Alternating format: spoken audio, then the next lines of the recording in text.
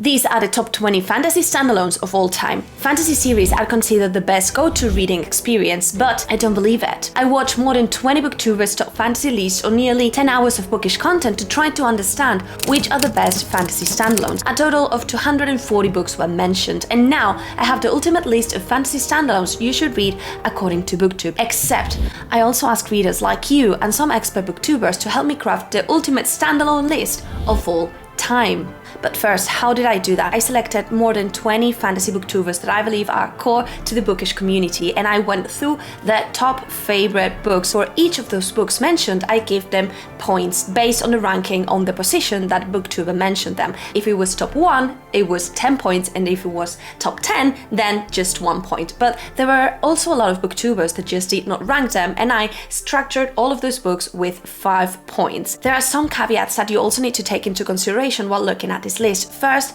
there were some of those videos that were more than 1 year old, therefore these booktubers' taste in books might have changed. And second, there are amazing standalones that have been released but are too new to be able to be reflected in those videos. And that leads me to the end of this video. Well, you'll see books that are either were forgotten or that are too new but that are absolutely crushing it, and that needs to be in your radar. In the top 20 we have The Ghost Bride, which was mentioned 2 times and got 10 points. This is a story that will bring us to Malaysia at the change of the century, and it's one of the favorites for both Perus Project and Carrie Can Read. And this is what they say about this. If you love folklore fantasy, this is a must pick up. Once I got into it, I was into it. This book will lean very deeply into the Chinese folklore of the afterlife. We'll be following this historical fiction story where our girl will need to suddenly face the situation where she is promised to this guy that has just died, and one thing leads to another and she will be thrown into this afterlife, and the story will go from there. And before we continue with the fantasy list, I am incredibly happy to share with you some amazing news from Campfire. Once upon a time, a reading platform was created and stories came to life. Campfire is when you can enjoy your favorite genre of fiction through an interactive reading experience right in your web browser, discover new reads, and unlock exclusive bonus content like short stories, word lore, and character profiles as you progress through each book. Save stories to your bookshelf with custom collections and join this amazing community where you'll support authors with higher royalties than anywhere else. Readers like me have reported fearsome dragons in flight, monsters emerging from the depth within their selections. Also, all of their paid stories on Campfire have the first chapter available for free so that you can first know if that makes sense to you or not. And there are hundreds of other free projects available. The best thing about all of these is that creating an account, it's totally free, and then you can go choose the book that you like and start to discover those stories. So click the link in the description to find your next read on Campfire. In the top 19 we have A Middle Game, which also got 2 mentions and 10 points. It's been highlighted because it's such a good blend of genres between fantasy and sci-fi, and if you like that magic, this is what other booktubers thought about this book. It's a little bit of like a sci-fi mixed in with some fantasy. If you have not read this, I think you should. I really would describe this as a thriller with fantastical elements woven in. It'll absolutely keep you guessing from page 1. As you can see, this story, it's not only fantasy and sci-fi, but it also leans very deeply into the thriller aspect, because we start this story with a massive banger with just 30 seconds away of the end of the world.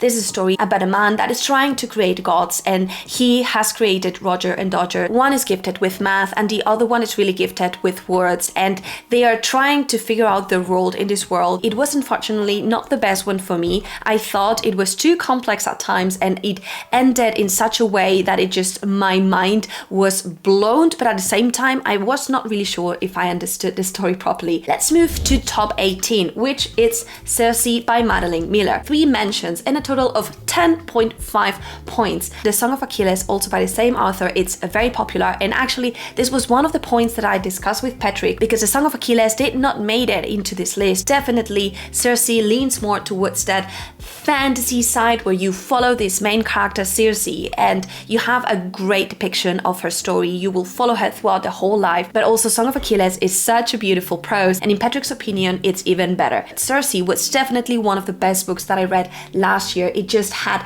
something that made me connect with Circe so much. There were some things that were said, and the way that it was said, that it was just not beautiful but also slightly heartbreaking. And this is what Bookborn Alex Alexander Rosling and Jessie May say about this book. Incredible prose and her strong female character that really carries the story. It is a quiet story. The entire book is about a witch, and like witches are magic, so I think you could argue that this is one of the most important books on this list. And yes, I did enjoy this. In the top 17, we have The Invisible Life of Addie LaRue with 3 mentions and 12 points. This is a story that I have not read, but I absolutely adore V. Schwab. I think she has such a unique ability to create stories that are sad, widely imaginative, and very creative. I always think that how she's able to depict the magic and the depth of the character emotions, it's very unique, and she certainly has a way of coming across very relevant feelings. In this case, we'll follow Addie, who one day decides to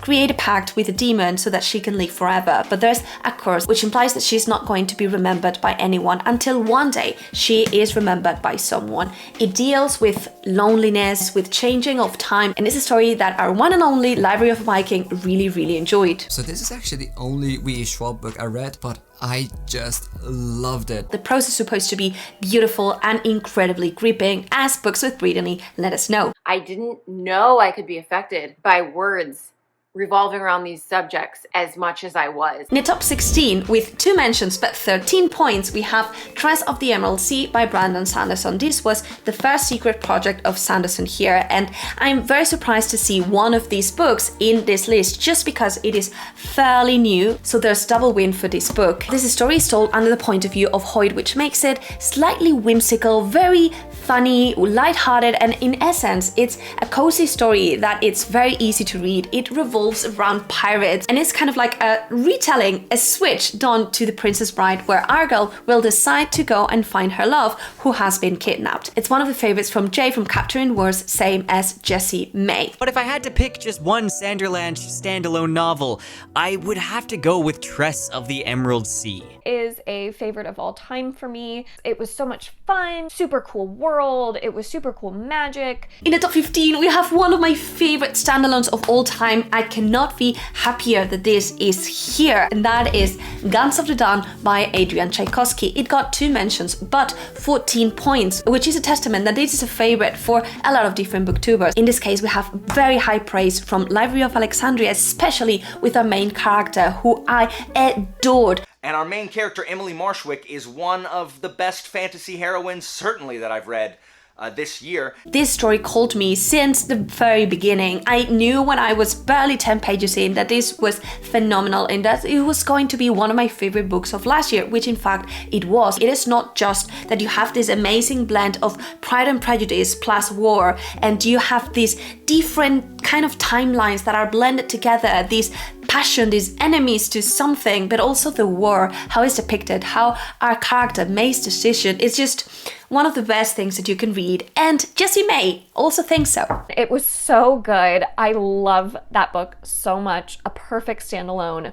Will always be one of my favorites of all time. In the top 14, we have Jonathan Strange and Mr. Norrell with 2 mentions and 14 points. Now, this is a story that I have not read myself, but I loved Bernesi, so I know this can be trusted. It has been stopping me because it is a chunky, both because it's massive. This premise sounds so phenomenal. It is set in England, and you will have these 2 magicians that are trying to bring magic back. It seems that they very early on start to be enemies, and the story unfolds from there. And you can see some booktubers that I really admire saying amazing things about it, which just makes me want to pick it up even more. Just such a beautifully written story. I love this so very much. We see so many horrible decisions made from, I think, both of them overall, and it's just fascinating. If you're liking this so far, well, you know what to do. So let's go into the top 13, which we got Neverwhere by Neil Gaiman. Now, he is to me one of the main authors that you need to read if you are seeking amazing standalones. There are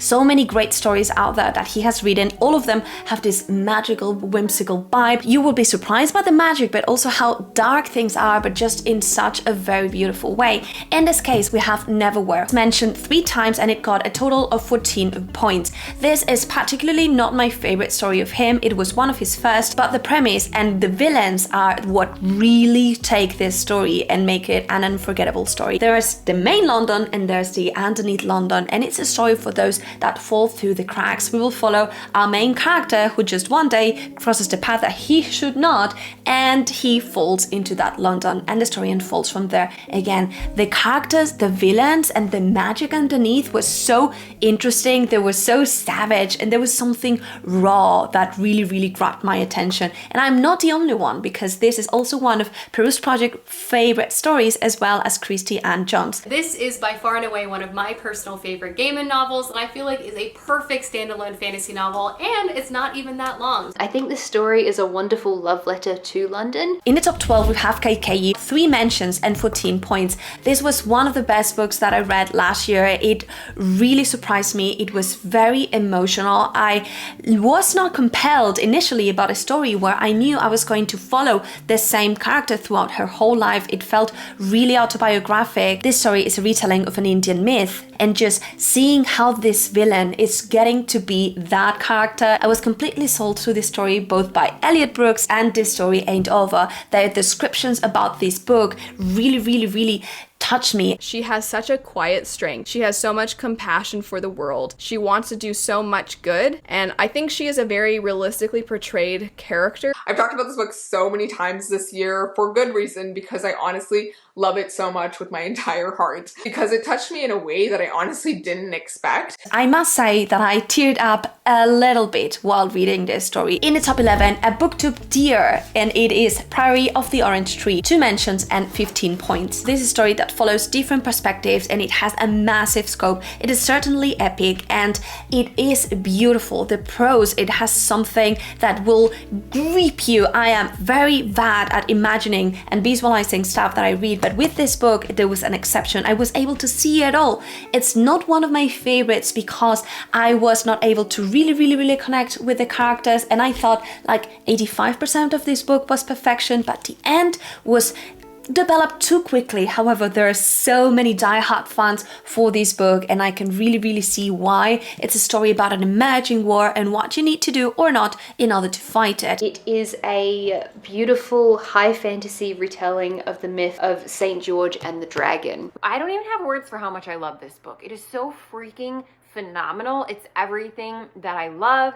In the top 10 we have The Ocean at the End of the Lane, which got 3 mentions and 15 points. This is one of my favorite books of all time. It is amazing how much you can read and extract from this story. It is very short, but it packs such an emotional punch. I am convinced that if you read this at a different point of your life, you will get something different than if you do so today. The narration is also phenomenal because good old Neil Gaiman narrates himself, and it's a story that takes ourselves to a trip to our childhood, and it is very dark, but it is also very beautiful, and it has something that to me screamed be sad, but at the same time I was amazed. It is phenomenal. It is a story about us believing in magic, about believing in how the world was, and I cannot tell you, it just really made something to me. It just called me in a very interesting way. Let's see what other booktubers thought about this incredible book as well. If you're looking for a book that has similar vibes as Narnia, where you're gonna have that magical fairy tale vibe, but it is much more dark and it's written for adults, then this book is for you. This book is one of the most iconic, most perfect, beautiful books that I've ever read in my entire life. So it's a really interesting, beautifully written, short little book. In the top 9 we have Babel by Erif Kwan, which got 3 mentions and 15 points. This, again, one of my favorite books of last year. It is a chunky, but it's dark academia at its finest. I am not necessarily a sucker for that kind of books, or I thought I wasn't, because this made something to me. Erif Kwan has this ability of crafting a story that it's very well written, but at the same time will pull you through very raw and intense emotions, and this is kind of like that feeling at its finest. You will feel anger, you will feel passion, and it is a story that it's slowly built up because it's fairly character driven and it's very slow as we follow these different characters that are just starting their studies at Babel University, and they're trying to learn this magic that it's very related to colonialism, and these characters are from very different places, so it's a very interesting premise, and therefore it's one of the favorite books for a lot of people. This is even better than the Poppy War trilogy. I'm not even someone usually interested in dark academia as a genre, but Babel definitely made me a fan. You're probably wondering, Hannah, didn't you have a different edition? Yes, I literally have 3 copies of this book now because I have a problem.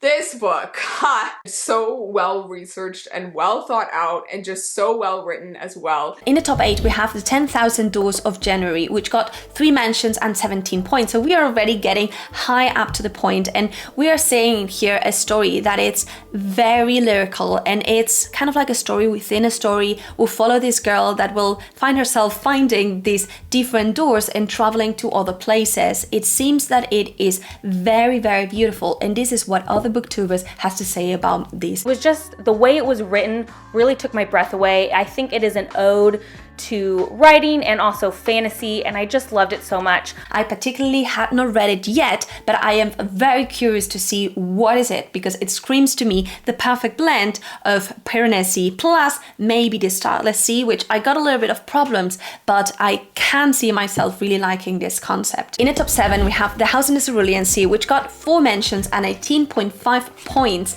which is incredible. This is a story that it's so well done. TJ Klune, special craft, it's displayed here at its finest. It's a warm hug, it is funny, it is dangerously emotional, and it also has this dark humor that this author has. This story will basically take us to this house by the Cerulean Sea where our main character will need to check on these different kids. All of them have magic. One of them is a demon, other it's a sprite, other is kind of like a werewolf, to see if they are well taken care of, and they are very dangerous and it's hilarious. This is what other booktubers say about this.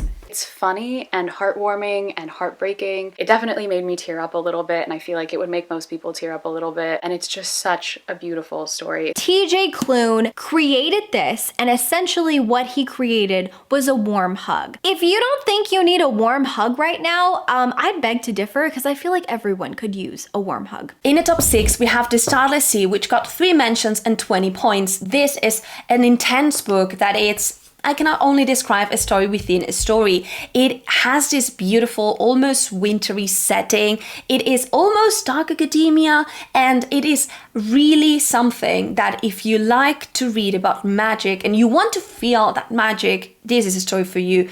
Sadly for me, it was not the best, because although I loved it, there were so many threads compiled and I was not really able to connect with the characters, even though we were following them throughout this whole story. But there are some readers that are absolutely in love, head over heels with this story, and we have really clearly some booktubers that also were taken by this story, that made their own personality about this, and I cannot think a better way of praising this story. This book is hands down just beautiful. If you love lyrical, if you love really enchanting writing styles, especially if you don't mind a book really heavy on the description. As you can see, this bee is on the cover of the book, a main motif of the story. I have bee earrings, and now I even have a bee necklace that like matches the earrings. Like, this has consumed me. Now, in the top 5 by the same author, and let me know if you're surprised about this, we have The Night Circus, which got 4 mentions and 20 points. This is one of the favorites for the book Leo, Capturing Words, and Alexander Roschling. Everyone has this book as their favorite book, but it's just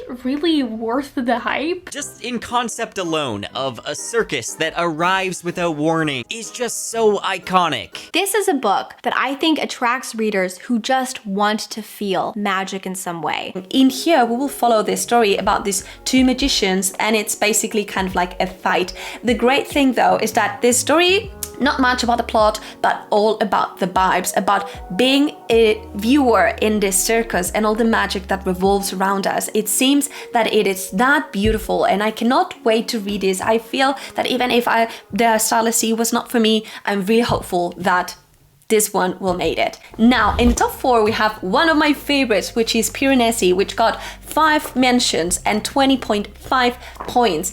This is a story that I tried to get into everyone, even if you don't really love fantasy. I think it's such a beautiful story. Definitely a unique story because of the writing style, but also because our main character is such a cinnamon roll, but it's kind of like a really an erudite, and there's a mystery that you need to unravel because Piranesi is alone in this massive house that it's as big as the world, and he does not know why he's there. He only has by the companion of another who is called the Other. Together they're trying to unfold this mystery. There are a lot of booktubers that really love this book, and the praise is outstanding. I will think that most people that don't enjoy fantasy would still enjoy this book because the fantastical elements are handled in a way that makes you almost wonder if it's actually fantastical. Is also a wonderful, amazing fantasy, well, like fantastical speculative story. This one was one of my favorite reads this year. It made it onto my top 10 fantasy books video. But I fell in love with the main character. I fell in love with the mystery. I fell in love with the way this book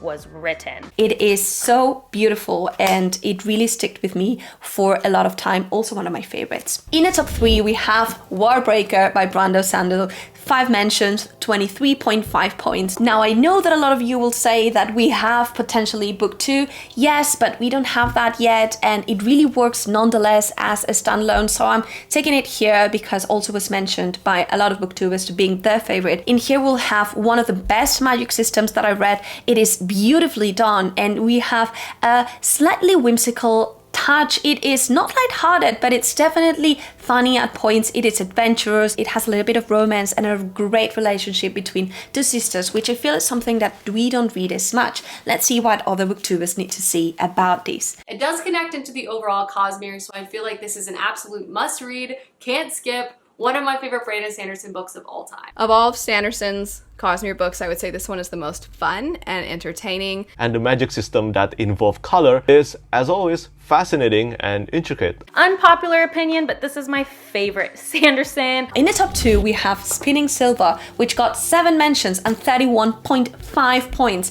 This is the perfect winter read, and you have here a Rumpelstiltskin retelling. This book has been praised widely because of its prose, because the masterful way in which the different perspectives it's told. This book is absolutely enchanting. The writing is beautiful, and it's overall just a journey that will sweep you away from page 1. The atmosphere is written so incredibly well. It is one of those stories that makes you feel cold when you are reading it. This one is a perfect read for a chilly winter night. And the entire story takes place in the cold winter with all this magic going on. I feel like it's really great. It's atmospheric. It's perfect for this time of year. It is a huge upgrade compared to Uprooted, and the multiple first-person perspective in this book were done amazingly well. It's a very character-driven story. It is woven in a way that you will feel for the characters, the setting. It's so mesmerizing. And in my case, there was one of these perspectives that really stick with me, the one of this woman that needs to create gold out of everything. People say that even if you've read Uprooted and not love that, you need to give Spinning Silver a try because it is so different and it's so very well done. It's adult fantasy and I love it. Now, in the top 1, I'm sure you know it, but we have here Sword of Kagan by Emil Wang. This is one of my favorite books of all time, the best standalone for me, so I cannot agree more. Also, based on the feedback of Patrick and all the feedback that I got from you readers, this was by far the book that was mentioned the most, and I am happy to say that yes, it is number 1 and it is fantastic. It is a feudal Japanese setting story, but we will follow a very different characters, in this case a mother and a son, and we will follow the story where the empire, the land of Kagan, are the only resort against an invasion, and something happens and they need to cope with that. In this case, you will find amazing fighting scenes that revolve around ice. This is the story that has made me cry like no other. I did not know that I could cry with a book, and there are some phrases that are going to be forever stuck in my heart. The courage that the main character, the mom Misaki, has, and the son Mamuro, it is out of this world. It is so amazing. Please pick it up. It's not just me saying it, it's also a lot of readers like you and also other booktubers, as you can see here.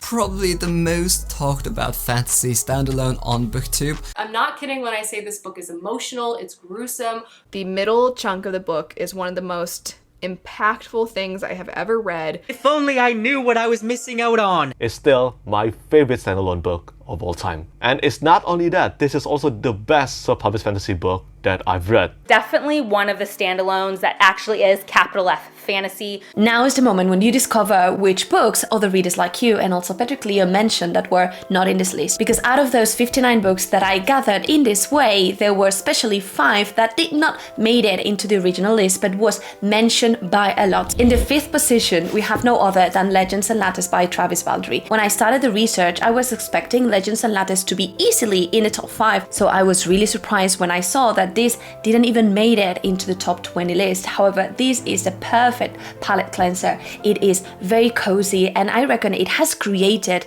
this movement towards cozy fantasy. It's high fantasy with low stakes and was mentioned 3 times and got a total of 15 points. In the top 4, also mentioned 3 times and with a total of 15 points, we got Blood of a Bright Haven, which personally I believe it's a book that really deserves to be in this list. It is one of those cases where the book is too soon, it's too new to be reflected in these videos. It's the same author as Sword of Kagan, and although there are very different emotions, I think it is still a very solid standalone, and Patrick thought so as well. This book is dark academia at its finest, with a very interesting twist with a magic system which also seems like coding. It's still a hidden gem that not a lot of people have read, but those that have read it are really recommending it. In the 3rd position, and probably an author that you were missing and that is also very popular because of his standalones, we have Terry Pratchett, in this case with Neil Gaiman with Good Omens.